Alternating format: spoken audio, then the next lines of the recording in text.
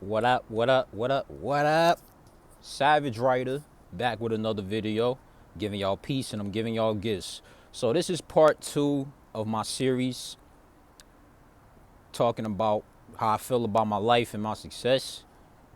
And last time, I believe I left off on the part where I was talking about my second semester at Berkeley College and how I felt that. So let's jump right into it. Again, big shout out to 603 Joey, spreading knowledge, spreading love, spreading wisdom. And he actually reposted my first video, and I'm getting some support from that. So thank you to that brother, and let's continue to enlighten the masses. So I want to talk more about that second semester. So, cause like that semester started in January of 2018. It was the winter semester, and I would believe go into like damn, I'm trying to think, March, I want to say, around March or April,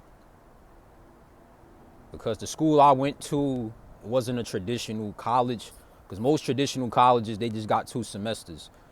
You know, they got the summer and shit like that, but like, you know what I'm saying? I talk about during the actual year. You know, it's fall and then it's winter, and winter really is just spring and winter put together. So, but my school was different. We actually had tri-semesters. So like, it was winter, it was fall, and it was spring. Not in that order, but you get me.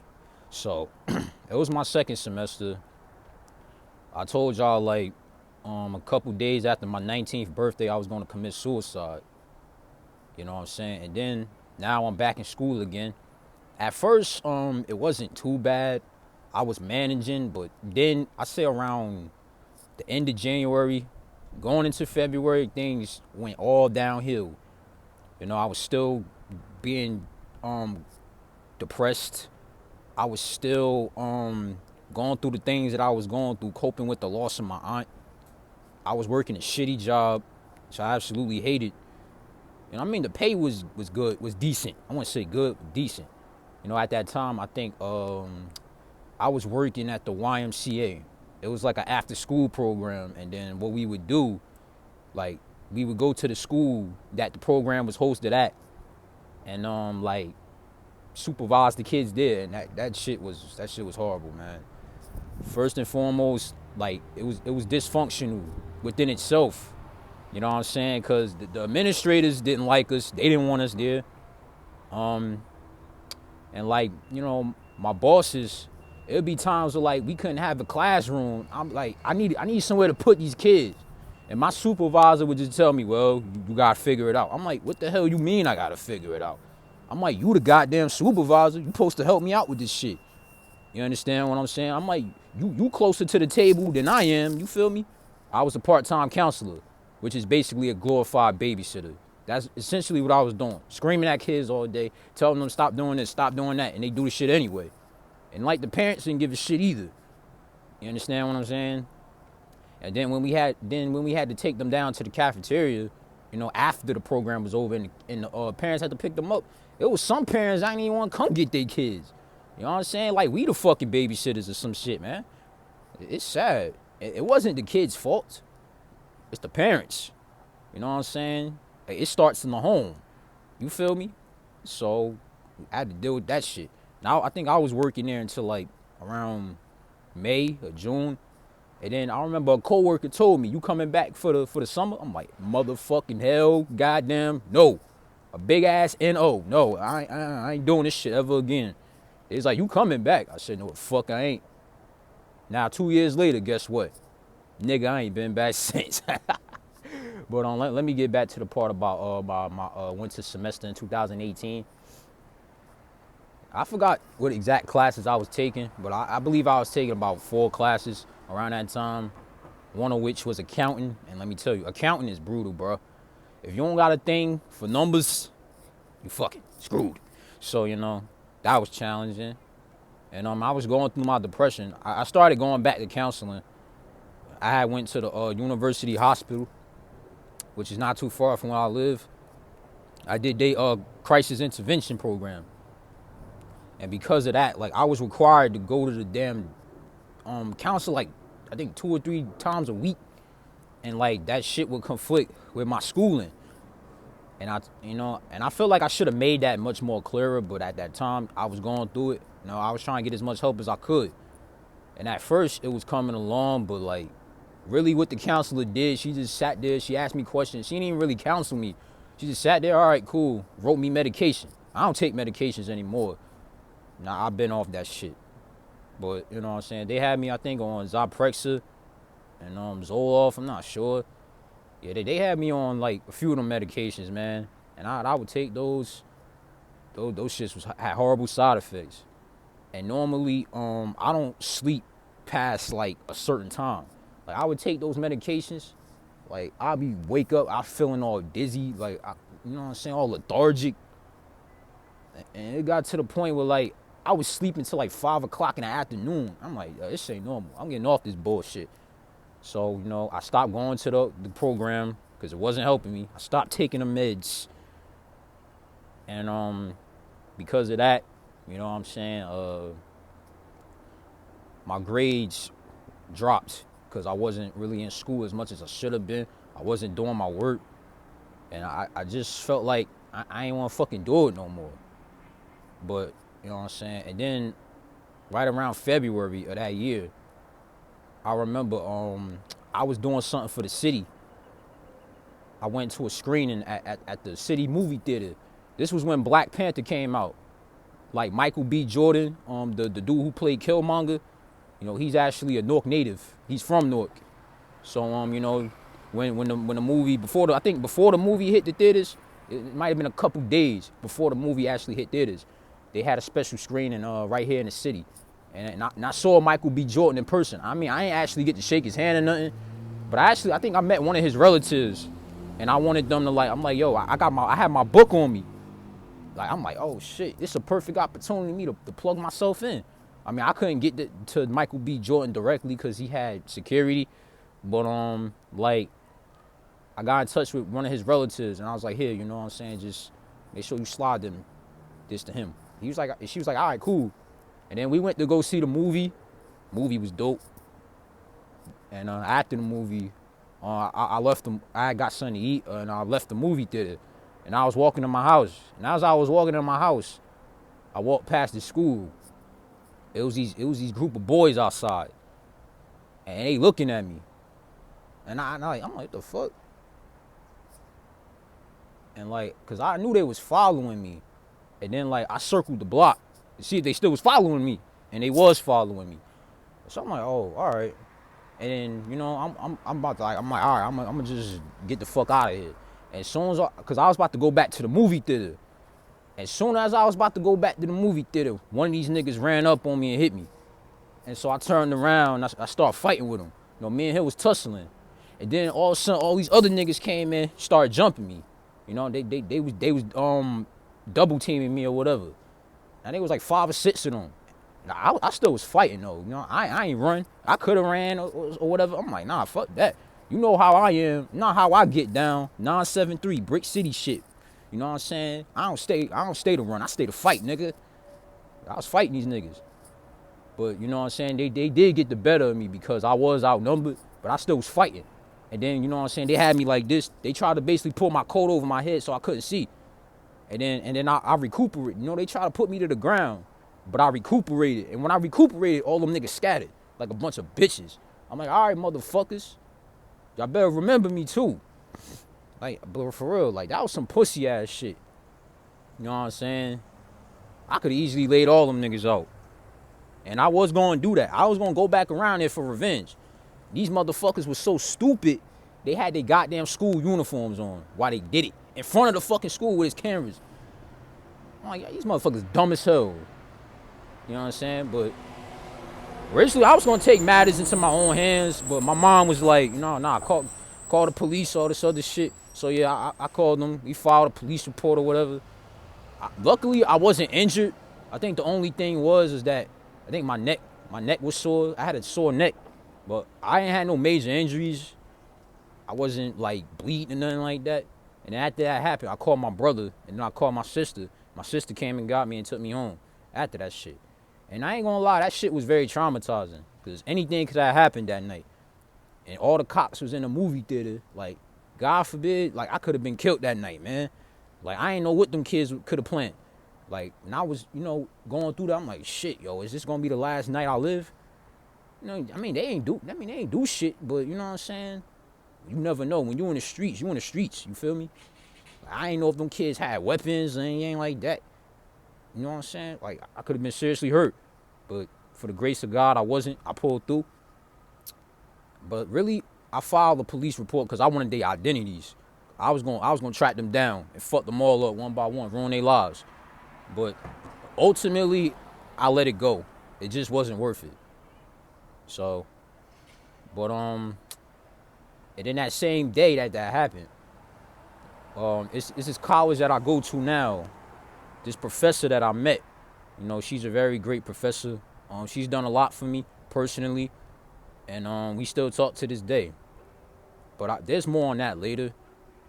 I just want to get through with my thing at Berkeley. So, yeah, man, that semester was rough. So I failed that semester, man. And then I think like about a week or two before everything was all set and done, I get a call from the campus operating officer at that time. And he called me. He said, "Khalid, how you doing? Da da da." I'm like, I'm making it work. I'm trying to hang in there, And he said, like, I'm looking at your grades and you're failing all your classes. Like, what's going on? He's like, dude, don't you know that? I was like, I know. And he like, you ain't been in school either. I was like, yeah, I know. He's like, so what's going on? Talk to me. I'm like, look, I'm going to tell you the truth, nothing but the truth. I don't want to do this shit anymore. He was like, what do you mean? I'm like, college, man. Like, I feel like this shit ain't for me. I told him, I got all these personal problems. Like, I'm dealing with X, I'm dealing with Y, I'm dealing with Z. Like, it's very challenging. Like, I feel like I can't do it no more. I want to give it up. And he was like, we had a long conversation. He was like, come to my office. Come talk to me. I was like, all right, cool. So, I walked to his office or whatever. We sat down and we talked. And he was like, look, I can't let you drop out of this school. You understand what I'm saying? He's like, you got a lot of potential. He's like, in all my years, I never met anyone as ambitious as you. You know what I'm saying? Like, you have the potential to have a bright future, basically telling me great things. He was truthful to me. You know what I'm saying? He told me the truth. And I commend him for that.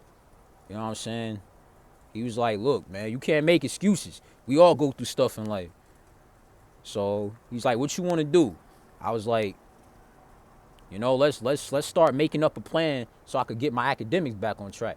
He was like, all right, cool, let's do that. So I went to the academic advisor. We sat down, we mapped out a plan, so I could get my grades right again. Because after this semester, because I failed, my GPA was like at a 1.3, or it might have been just a 1.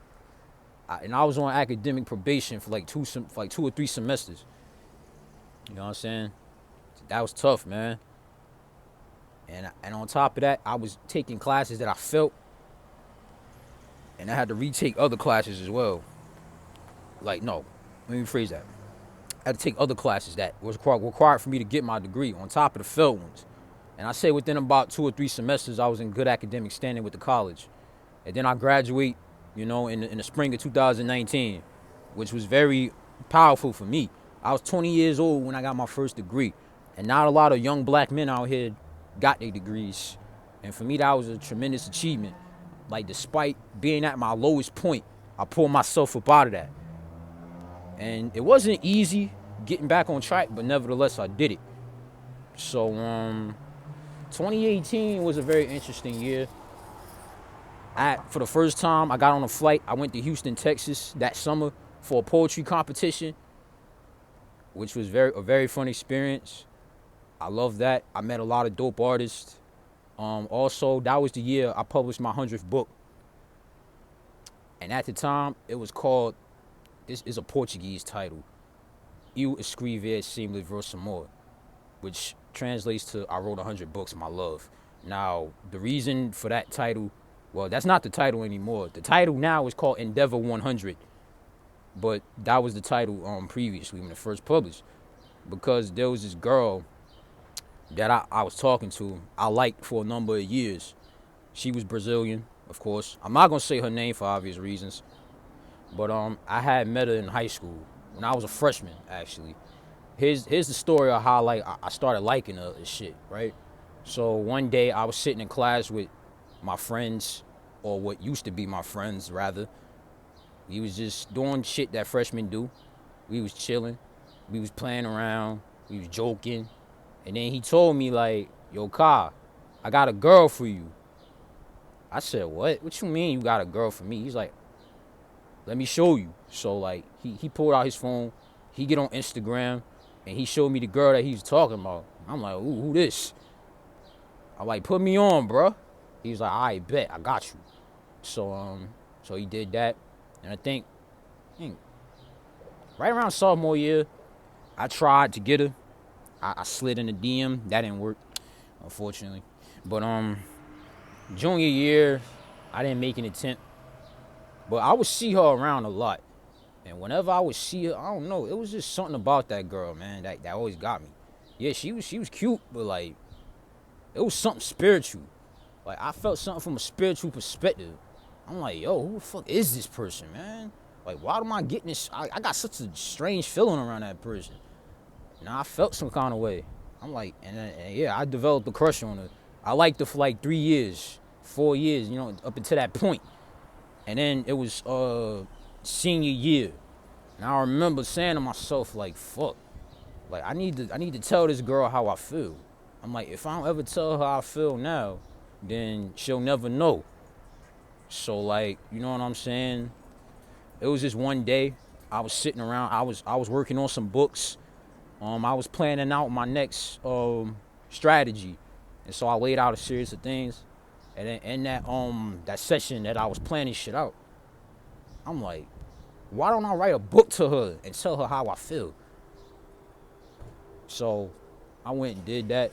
And I say I did that like in about a day. It wasn't a big book, wasn't like a big ass novel, you know what I'm saying? I said about 27 pages. And I wrote it in a letter-esque format. So, you know what I'm saying? I did that, finished that shit within a day. I cleaned it up. And then, I prepared it for release in November that year, which was 2016. And this when I was popping off in my school. And so like, I finished the book. And I showed my homeboy. He was like, yo, you in there, my nigga? I'm like, yeah, cool. And then like, so I do that shit because I had to send it to her. I'm like, all right, I got the book. But what's the point in having the book published if she never read it? You feel me? So like, I remember that day I sent the book. And I was talking to my other homeboy. And I'm telling, because he was spiritually in tune. At the time, I wasn't. And so I'll go to him for advice. I'm like, yo, what time should I do this? What time should I do that? He told me, he showed me all the right steps. So I remember I went to McDonald's at the school, like, because it was like a pep rally that day. Like, the minute the bell fucking rang, I ran right out the fucking auditorium. I rushed right to McDonald's because my boy told me, like, go to McDonald's and do it from there. I'm like, all right, bet. So, like, I go to McDonald's. I order me 2 McChickens and a small fry. And the girl that I'm talking about, I hit her up on Instagram. I said, hey, how you doing? Da-da-da. We start talking. And then, like, I let it simmer.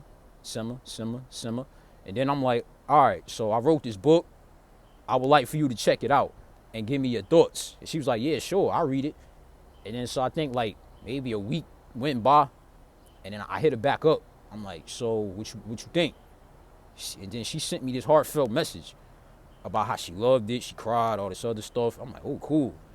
I'm like, hey, you know what I'm saying? And then that really was the day that I found out I knew I was doing this for a purpose. I was doing this for a reason. Like, that was the day I found that out, man. And that really touched me. So, right, we talked. We wasn't talking much. I was trying to talk to her, but, like, she would just, like, ghost me or whatever, man. And then, like, I remember one day I was sitting in class. You know what I'm saying? They was in class talking because it was homecoming. I ain't go to homecoming. Like, in high school, I ain't do none of that shit. I didn't really give a fuck about that. So like they was talking about what was happening at homecoming, and the girl that I like, they was talking about how she was with other guys, all this other shit. I'm like, she was all up on some other guy. I'm like, nah, that's not true. And so like, I think a couple days later, I'm not sure. Yeah, a couple days later, like I tried to go talk to her. She acted like she ain't fucking see me. I was pissed off by that. And then the next day, there wasn't no school. We had a day off. And I was on Snapchat, because at the time we was friends on Snapchat or whatever. And I saw one of her snaps. You know, she was getting kissed by somebody. I'm like, oh, fuck, man. I ain't gonna lie, like, that shit kind of hurt in a sense. But, you know, if she was happy, that's all that mattered, right? I did really like her. I really did. But, you know, hey. So, you know what I'm saying? Time go by. She still, despite the fact she was in a relationship, she still was looking at all my stuff on Snapchat and shit. And I remember it was my 18th birthday, you know. She gave me a happy birthday. I appreciated that. That was cool. I like that. And, you know what I'm saying? You know, time go by. And, I think at the bank, we had a senior banquet. She signed my yearbook and shit. I signed hers. And then that summer, we started talking again. You know what I'm saying? And then she was telling me, like, how, you know what I'm saying, she went through all this stuff. Because, like, here's the thing. I think, like, a week before I started school, right, I went to a spiritual advisor for the first time. And then, you know, she told me about how that's my twin flame, all this other stuff, and how she was going through this, going through that. And she said, you gotta reach out to her. I'm like, all right. So I went and I did that. And we started talking. She told me everything that she was going through. And why, like, you know what I'm saying? Because she was with somebody when I sent her that. I'm like, why you ain't just tell me that? She said she ain't know how to tell me all this other stuff. So we had a deep-ass conversation. And we was really talking, you know what I'm saying? I really thought she was genuine. I thought I could trust her. You know what I'm saying? I really thought that, but, you know what I'm saying? A lot of time went past. You know what I'm saying? And then it was, 2019 is where, like, shit really went into the toilet with me and this girl. So here's what happened, right? Because, like, the school I go to now, which is Kane University, like, I lived on campus and everything. I mean, I ain't there right now because of the pandemic, but I was staying on campus or whatever. And she knew I was coming to Kane. Like, we was talking all throughout 2019. You know what I'm saying? She knew I was gonna be there. She couldn't wait to see me, whatever. And so, like, I say the third day of school, because, like, it was going to be I think, a back-to-school party or some shit like that. And then I went to one of the theaters on the campus to buy my ticket, because I wanted to go, you know what I'm saying? I knew that, like, if I wanted to meet people, you know what I'm saying, this new school I'm at, which I'm going to talk about later, I got to put myself out there. So, like, I went and I did that. And then after I got my ticket, like, I noticed that she walked right into the theater. And she walked right past me. Well, she ain't see me, but, like, she walked right past me. She went to the bathroom. I'm like, oh. So, like, you know, I walk. I'm waiting. I'm a little patient guy. So she come out the bathroom. You know, I tap her. She look at me. You know, we talk. It's all smiles and giggles, you know what I'm saying? And then she was like, I'll see you later. I'm like, all right, cool. So, you know, that day was going good. And then later on, I get back into the dorm. I check my DMs. And I look at, it's this message from somebody. It's this dude, like, I'm like, who the fuck is this? And basically what he was saying, he was like, I'll be straight. Look, man, listen. But if I ever go near her, talk to her, all this other shit, bad things are gonna happen. I'm not her friend, her class friend. I need to stop talking to her. And then he started talking shit about my career and all this other stuff. I'm like, hold the fucking up. Wait, whoa. And then I looked at the time that the message was sent. It was ironically right around the same time that I started talking to that girl. Like, after we went our separate ways. I'm like, so, all right. I screenshot that shit. I sent it to her. I'm like, so who is this? I don't appreciate them threatening me. And then she left it on scene for a hot minute. And that's how I knew something was up. And then I sent it to my homeboy. I'm like, yo, this dude talking shit. I need you to put him in his place. And essentially that's what happened.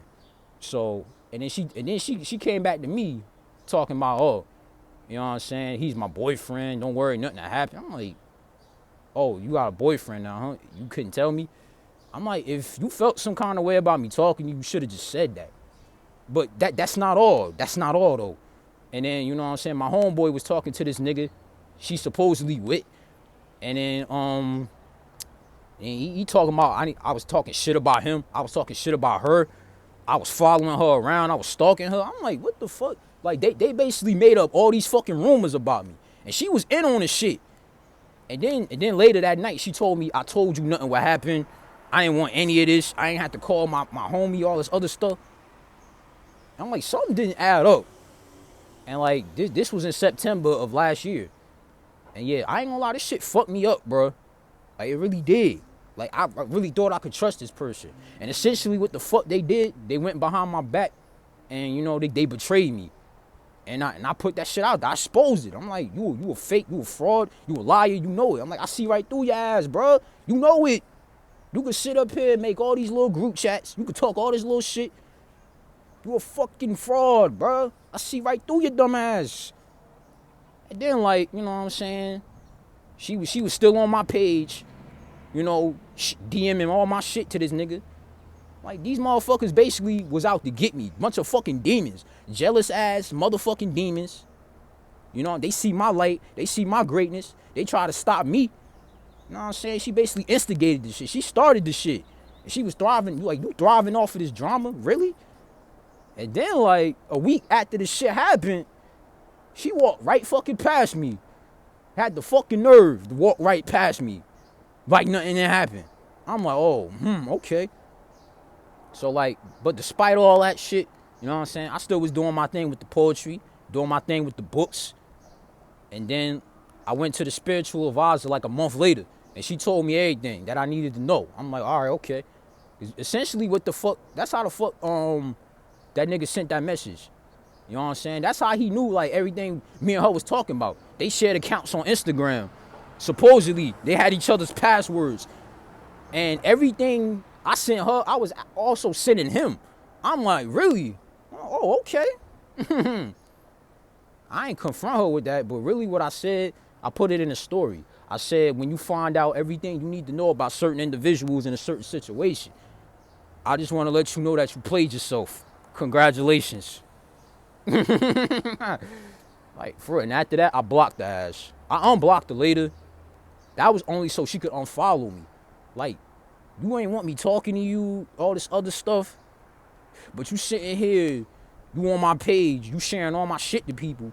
You sitting up here making rumors and lies about me, trying to slander my name because you fucking jealous of me. Because I saw right through your bullshit and you ain't fucking like that with your dumb ass. Man, because I saw through you, bruh. And now 6 months later, it's all good. It is what it is. I'm still hurt by the situation, but I've accepted it. You know what I'm saying? And I'm moving forward. And I really did love that girl. You know what I'm saying? And if she watching this video, it is what it is, man. You know, I had love for you. I really did. I was genuine. I was pure. But you a jealous ass motherfucking hater. You a fucking demon. You satanic.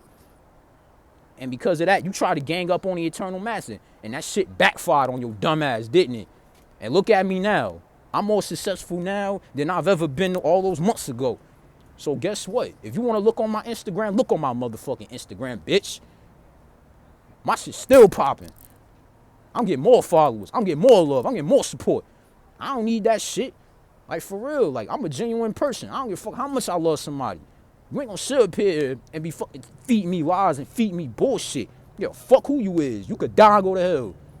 And I ain't sorry. Fuck you, bitch. But yeah, man.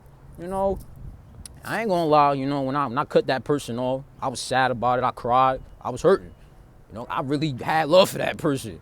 I was genuine and pure. But I guess that person was not.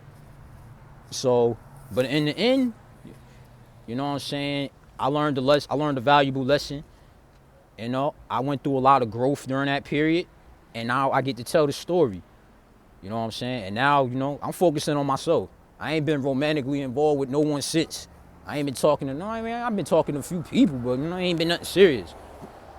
I just been focused on me and what I gotta do. Because at the end of the day, when I blow the fuck up, when I'm on top of the world, them same motherfuckers who try to stop me, them same motherfuckers who put me down, they gonna be the first ones in my face trying to get some.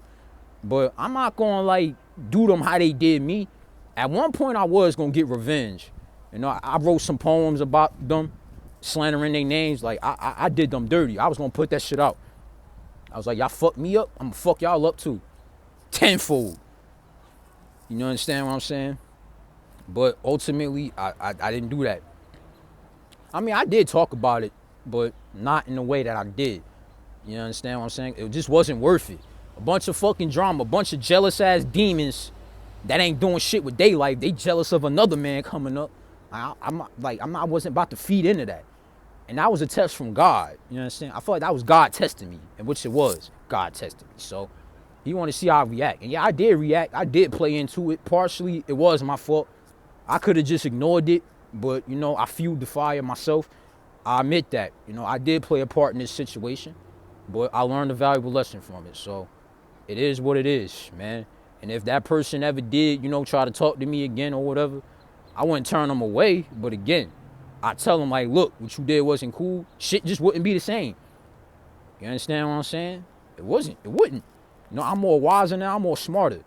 You know, that game you played on me, we won't play that same game again. I'll tell you that. So you better get it right, motherfucker. Bitch, I'm Savage Rider. Fuck you. Trying to stop me? What? The fuck out of here, man. I think this is. Guess what? I'm still being successful. Y'all want me doing my thing? Y'all want me to stop writing my books? Y'all want me to stop telling my poetry? Fuck you, no. But y'all gonna be the first ones talking about, oh, how great I was. Or how much y'all loved me. Fuck y'all. Y'all hating ass demons. Oh, bitch, you got me fucked up. So, all right, what I'm going to talk about next? I'm looking at my topic list here. So, you know, all right. But yeah, all right. So, I know I was talking about my 100th book, right? As of right now, I got 150, I want to say...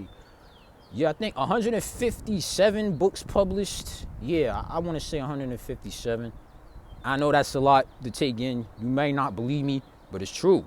I do this writing shit for real. Like, I ain't just sitting at a desk just fucking around all day. I does this shit for real, bro. I'm not your average author who sits there and drink coffee and liquor all fucking day. Nah, man, I does this shit, bro. You understand? And a lot of people wonder, like, how did I do it? How did I do it? Well, I mean, I put my mind to it. I knew this was something that I wanted to accomplish. And so, you know, I laid out all the plans that I needed to do that. You understand what I'm saying? I knew that I had the capabilities. And, you know, I just stayed true.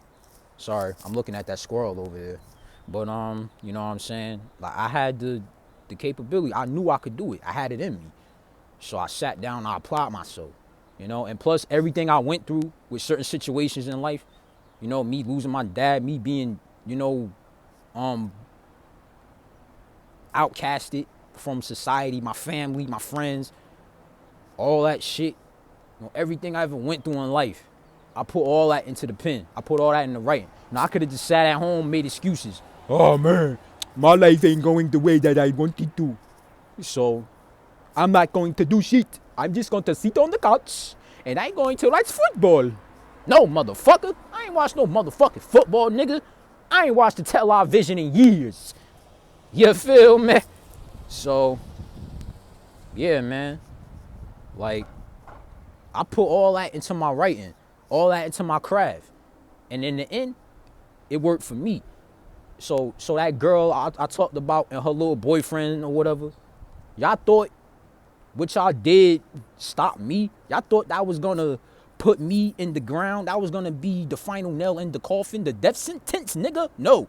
If anything, y'all made me greater. You know what I'm saying? Y'all made me better. That's how I know, like, I'm on the right path. When people get in your way and they try to stop you, that's how you know you on the right path, bro. You doing something good. Niggas hating that shit. And if y'all get out y'all fucking feelings, you could get like me. You know what I'm saying? We could grow together. It ain't my fault. I had a chance to grow with people, and they ain't want to grow with me. So fuck it. I outgrew them motherfuckers. You with me or you ain't? Bitch, ain't no in between. I don't do that shit. You understand what I'm saying? You either on a boat or you getting thrown off that motherfucker. And I just had to throw some people off the motherfucking boat. I had to get rid of the extra weight. So back to me with over 100 books. Really? It's hard to explain, but I just did it, man. Like, I used everything that I went through as fuel, as motivation to push myself even further. I took lemons, made them motherfuckers in a lemonade, and then I got some more lemons. I cut them in half. I squeezed them in people's eyes. You know what I'm saying? And that's one thing success is teaching me, man. That not everybody is going to be happy that I made it. And I know that's what I've noticed, you know, since I've been on this journey. I've gotten more support from people that I didn't know than people that do know me, or I have known for years. Like, for example, 603 Joe. I know I talk about him a lot, but you know what I'm saying? You know, he a really cool dude. You know, he very supportive. And there's other people that are supportive of me as well. And I never met the man in person. I never met any of these people. But you know what I'm saying? They giving me love. They giving me support more than the motherfuckers that I knew. You know, that I've known for years. I've grown up with. They act like they so fucking jealous of me because they ain't doing shit with their life. You know, they see me coming up in the world. They like, fuck, yo, how is he doing it? How is he getting the opportunities and I ain't? Like, me and this nigga, we came out the same motherfucking goddamn well. Like, how he do it? Like, that shit breeds envy. Cause they can't get on the level that I'm on for whatever reason. Now I'm not saying like, oh, I'm better than these people or whatever. I'm not. I'm just as human as anyone else. Take away the achievements, take away the talent. I'm just a regular human being like you. But I realized my potential. I saw that I was more than what I was told. I realized I could have more than what I've been given. And so because of that, motherfuckers got jealous of it. Motherfuckers hated that shit. And a lot of my friends stopped talking to me. A lot of people unfollow me. A lot of people cut me off. Vice versa. You know what I'm saying? Like, naturally, people just stop fucking with me. Because they so used to the old Khalid. The Khalid I used to be before the books, before the writing, you know what I'm saying? Before the YouTube, all that. The Khalid I used to be. You know, when I was depressed as hell. When I was walking around with a hood on my head. You know, when I was having problems in classroom. They remember that Khalid. They can't accept the new Khalid. They don't got access to the new Khalid. So they stuck with the old Khalid. And so because of that, they can't respect who I am. Because they still stuck with the fuck they at. And they never gonna get out of that. You know, I get on Facebook, I get on Instagram, I look at my former classmates. They out here, they on the same bullshit they was on fucking when we was all in school together, god damn it. Like, ever since I got out of high school, I just kept climbing level after level after level after level. And motherfuckers see me come up. You can't hate it. But hey, that's just a test from God. That's God testing me. I know that. You know, and even when I become at the level I want to be at, I'm going to have even more hate. You think it's bad now? Wait till I actually become famous. It's going to be even more hate. But I'm going to deal with that the only way I know how. Just ignore it. Use that as fuel. Use that as motivation. Focus on the love aspect. Because for every person that don't support me, there's another person that will. And I'm going to find that support. That's what these motherfuckers thinking, bro. Motherfuckers from my past. You know what I'm saying? They're like, oh, well, we ain't going to support him. He going to give up. You know what I'm saying? Motherfucker, no. Bitch, you not supporting me, only going to push me even further, nigga. Like, come on, bro. Like, y'all blessing me. And y'all don't even know that y'all blessing me. Like, come the fuck on. Like, nigga. So, yeah, man, that's how success is going to be, man. A lot of people not going to be happy that you successful. Like, motherfuckers would rather see me dead than to see me prosper. And that's why a lot of my classmates, they don't like my shit. But they watching, though. Everybody on my page. I know they watch me. I know they talk about me. I'm like, yo, man, Khalid's still going. You know, they not proud of me. They just surprised I keep making shit happen. Like, despite everything I'm going through. And they see that I went through shit. I went through hell, man. And I pulled myself out of it every single time. Every time I got knocked out, I got back up. And I swung harder and faster. And I got my motherfucking championship, nigga. So what? You can't stop the anointed. You can't stop Savage. You can't stop the chosen. I'm chosen by God. You may not like me. You may not choose me, but God chose me, motherfucker. And all I need is God. I don't need y'all stupid motherfuckers, because when I blow, y'all gonna be in my face anyway. Y'all gonna idolize me anyway. So fuck y'all, nigga. All right, so what else is next? I'm looking at my topic list here. So, oh yeah. Why did I come up with the name Savage Writer? I feel like I came up with that name because my relenting drive, a savage is somebody who's relentless in everything that they do. That's the dictionary definition. Somebody who's uncivilized, whatever have you, that don't give no fucks, that don't hold back. You know what I'm saying? And because of the rate that I write at as well, because of the definition of a savage itself, that's why I call myself that. And also the rate of which I write. You know what I'm saying? If I wrote 100-something books at 21, what the fuck, man? Of course I'm gonna call myself a savage. Cause I did that shit. I write like a motherfucking savage, nigga. You understand what I'm saying? Like, and I pieced all that together, and you know what I'm saying? That became my identity. And now that's what people calling me now. Like, a lot of people don't even call me by my first name. They call me Savage. You know what I'm saying? They call me by my stage name. It was actually my pen name, but then it became my stage name. And I got other names too, but that's not for this video. But yeah, that's why I call myself Savage Writer, because of my drive, my dedication to my craft. And despite everything I ever went through, I always shattered records. I always outworked everybody. Yeah, I know these motherfuckers from my past, you know what I'm saying? They don't want to fuck with me. They act like they don't see me. They ignoring me. But guess what? I'm still doing my motherfucking thing. And they know that. Like, this shit ain't gonna stop, bro.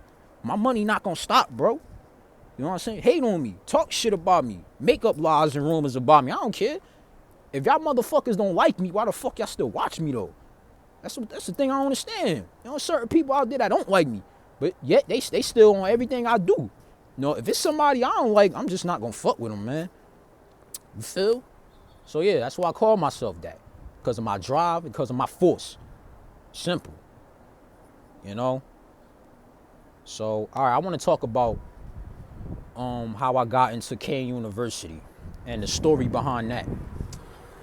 So I know I was talking about earlier the professor that I met, I found out about, that helped me track down my scholarship. So let's take it back to 2000. Because my dad, he went to Kane University. And he was a junior when he passed away. And when he passed away, the faculty at the school, they was at the funeral, and they presented me with a scholarship, a full ride. So when I got older, I would be able to go there. And so, like, I don't know what the actual certificate was, because I was a baby at the time, so I had no control over that. I think one of my relatives had it, but they lost it. You know what I'm saying? But hey. So, like, some years go by, right? And I was at Berkeley. So, originally my plan was to do 2 years. And I was going to go to Kane anyway. Because I did think about going. I'm like, I might go to Kane. You know what I'm saying? I said that in my head. I might go to Kane. That's why I just did the 2 years at Berkeley. You understand what I'm saying? And plus, it would have costed less money. And, like, yeah. So I got the 2 years. And then, you know what I'm saying? It was this book that I was reading. It was called The Death Class by Erika Hayasaki. It's Japanese, I think. And then it basically was about, like, it's this class at Kane called Death in Perspective. It's a class about death, but coincidentally, it's not about death. They don't teach you about dying. They teach you about living. So, and then the professor who was teaching that class, her name was Dr. Norma Bowe. And I was reading through it, because, like, here's how I got my hands on the book. This was the universe, man. This was God. So, like, because my thing at my school, at Berkeley, they had something called an online book club. So, like, if you signed up, you know what I'm saying, you could get a free book. They'll mail it to you, and then you got to read it. And then after you finish reading it, they open up a discussion board on Goodreads. If you're familiar with Goodreads, you know what I'm saying, that's where you could like do all that Q&As with authors. You could do reviews for books, and you could have discussions. And so that's what we did. We would do that. And I remember I signed up for that because I like to read. I like books. You know what I'm saying? I like reading. I ain't gonna lie. I ain't been reading that much as I should have been lately, but I'm trying to get some new books. I'm waiting on some more money to come in, so I'll probably order some more books. So like I was reading this book, you know, that I got from my online book club at my school that I went to at the time. And I read the book. The book was so captivating. Like the stories of the students and the professor, like it captivated me. And then I found out this was at Kane University. I'm like, holy shit. I'm like, and I'm thinking to myself like, yo, I gotta get in touch with this professor. So that's what I did. At first, I think I sent her an email, a long ass email, and then I would call her office. But you know, sometimes she answered, sometimes she wouldn't. Now I remember she answered this one day. She answered me, and we started talking. And then she's like, "Yeah, I got your email. I just was about to respond to you." And she was like, "How about you come to my office?" I'm like, "All right, cool." So like, cause she got something called Be the Change, which is a nonprofit organization that does a lot of community work. You know, they help the homeless and stuff. I've done work with them. Very great program, very great people. So, you know what I'm saying? She sent some of her colleagues to come and pick me up from my house in North, and they took me down to Union. And that was my first time being at Kane University in like years. Because I was there in the past when I was younger, but I didn't remember too much of it since I was so little. Like, that was my first time being there in years. I'm like, holy shit. That place blew me away. I'm like, fucking Christ. You understand what I'm saying? And then, you know, I sat down with the professor. We talked. I told him my story and how I came to be. You know what I'm saying? And then, you know, months went by. She helped me track down my scholarship. You know, because I thought my scholarship was lost forever. You understand what I'm saying? Like, I ain't had a paper that they presented me with at the funeral. I didn't have it. I didn't know where it was. I thought it was lost forever. But, you know, I had got in touch with some people. You know, I had some people reach out, and they told me, like, they would honor the scholarship, you know, as long as I got accepted. And I tried to get in that year. This was in February 2018, but I couldn't because my GPA was terrible. I was on academic probation, and I damn near almost became a dropout. Did I mention that? Yeah, I think I did mention I was about to drop out of school. So that happened. And then I got back in good academic standing. And then a year later, I reapplied. You know, because throughout 2018, I was doing a lot of community work, a lot of community organizing. Like, I was out here, you know, helping people, touching people. You feel me? So I was doing a lot of community work with Be the Change, with Dr. Bo. And so, like, I think January of 2019, I decided to take my chances again. I applied to go to Kane again as a transfer student, of course. Because I still was at Berkeley. I was finishing up. And I would have been done by the fall, so, you know what I'm saying? I was still finishing up that. And I did the application, and it asked me, like, would I be interested in campus housing? I said, yeah. So I did that. And I remember because I had to send them my transcript. And I remember, like, I only had, like, $10 fucking. Like, I was broke. This was a year ago. I ain't had shit. You know what I'm saying? I was working, but, like, it was this job I had. I was freelance. I was doing copywriting. If you know what copywriting is, then that's basically, you know, you writing material for other people. You understand what I'm saying? They pay you to write an article or to write a story, you know, and they give you specific guidelines. All right, this is what you need to do. This is what you don't need to do. And, like, I wasn't getting my money. I wasn't getting paid on time. Like, it would be weeks after my pay period. Like, I'm like, my boss, like, yo, like, where my money at? Now, I signed the contract. I'm doing work for y'all. Like, y'all paying me when the hell y'all want to pay me. So, like, you know, I was struggling back then. And I had $10 in my bank account. That was my last $10 motherfucking dollars, man. And I spent that shit to get that transcript sent to the college, to the admissions office. And then I got accepted into the college. And then that was really a great move for me. They honored the scholarship. I reached out to them, you know what I'm saying? And then I applied for the housing. I got that. And that was hard too, you know, moving away from home for the first time. That was like really my first time moving away out my mom's house. You know, I moved to college campus. And the reason I did that was because I wanted to get the true experience of being on my own as an adult. You understand what I'm saying? Like, I've been in North my whole life. I wanted to see something different for my life. You feel me? I wanted something new. So that's when I went out and I sought that. And it wasn't easy. And I knew that it wasn't going to be easy. That's why I picked that option. And in the first couple weeks, it was rough, bro. I didn't know nobody. I was alone. I was crying. I was sad. I called my mom like, yo, man, this shit, I hate this shit.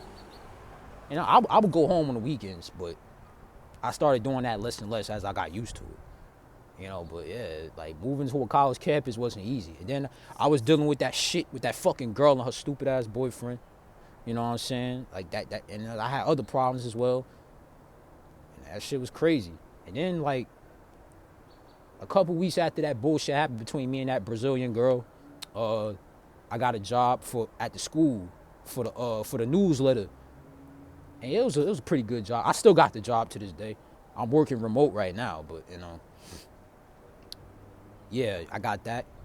And it was good. Like I like the part about me actually not being in the office doing the work. Cause here's what I had to do.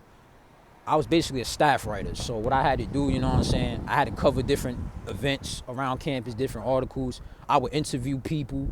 You know, I'd do features, stories on them and stuff like that. It was a very fun experience. I made a lot of connections with people on campus because of that job. And like that really put me on the map.